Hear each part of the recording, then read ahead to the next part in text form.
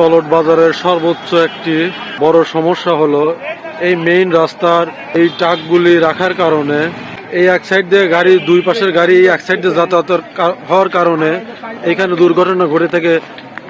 আপনারা দেখতে পাচ্ছেন অ্যাক্সিডেন্ট হয়ে ফোন হারাইছে, কিন্তু ফোন পাওয়া যাচ্ছে না।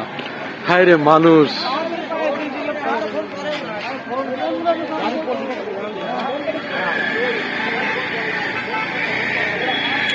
গাড়ি যাইতে পারতেছে না।